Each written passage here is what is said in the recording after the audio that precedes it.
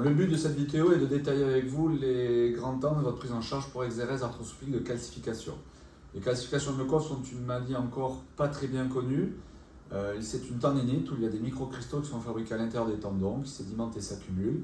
Ce que l'on sait, c'est que ces calcifications à terme peuvent disparaître spontanément et n'engendrent pas classiquement de rupture de la coiffe des rotateurs.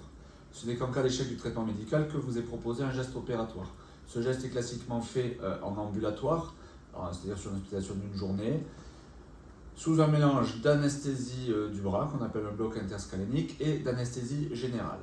La chirurgie se déroule sous arthroscopie, c'est-à-dire sous caméra instrument, avec des petits trous faits à travers la peau qui vont permettre de passer caméra instrument.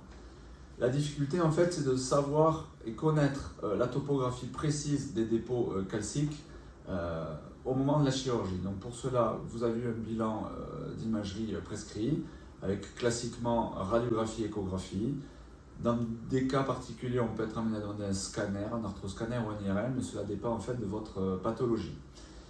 Donc l'intervention consiste à, avec la caméra, repérer où sont les calcifications dans le tendon. Et pour cela, l'usage de plus en plus fréquent au bloc opératoire de l'échographie permet en cours d'intervention, avec la sonde d'échographe habillée stérilement, de repérer précisément où est votre calcification et pour aller la rechercher à cet endroit. Pour la retirer, on est obligé d'ouvrir un petit peu le tendon et de retirer ces dépôts calciques qui peuvent être parfois incrustés dans le tendon et d'exérèse complète difficile, et parfois s'évacuent spontanément comme des poudres ou des pâtes à dentifrice. Habituellement, il n'est réalisé que ce geste, mais au cas par cas et en fonction de ce qui a été dit à la consultation préopératoire, on peut être amené à y associer un rabotage de bec osseux, qu'on appelle une acromoplastie, ou une exploration de l'intérieur de votre articulation gléno-humérale. Les fils sont résorbables et pansements déperlants vont à la douche. Dans le post-opératoire immédiat, vous allez avoir une immobilisation à but antalgique avec une attelle, que vous serez autorisé à retirer en journée, et pour réaliser votre rééducation et auto-rééducation. On vous conseille de la conserver la nuit pendant environ 2 semaines et lorsque vous sortez.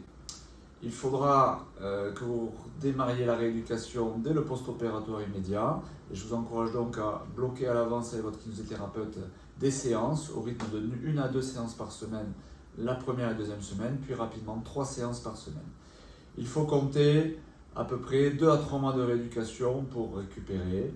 75% des gens ont une récupération favorable et une durée d'interruption de travail moyenne de 1 mois et demi, mais dans 25% des cas, la récupération est plus longue car la reprogrammation de l'épaule en rééducation demande plus de temps, et ceci peut influer sur votre durée d'arrêt de travail.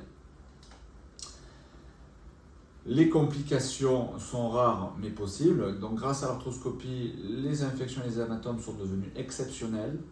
On peut rencontrer dans 5% des cas un enraidissement articulaire sous l'effet de rétraction ligamentaire et capsulaire. On appelle ça les capsulites rétractiles ou algoneurodystrophie. Ceci peut prolonger votre durée d'encadrement rééducatif et votre durée d'arrêt de travail. Les complications vasculo-nerveuses sont rarissimes, et dans la mesure où il n'est pas utilisé de matériel, où il n'y a pas d'implantation de dispositifs médicaux, les autres complications sont éminemment rares. Voilà, je pense qu'on a fait ensemble le tour de la question. Reste quand même le résultat à attendre, puisque 85% des gens opérés récupèrent une épaule fonctionnelle à 100%, 95% des gens redorment la nuit, mais il y a un risque de 10 à 15% qu'ils perdurent des douleurs et gênes, car malgré l'ablation de la calcification, il peut perdurer au long cours un problème de tendinopathie. Si vous avez des questions particulières, n'hésitez pas à recontacter mon secrétariat.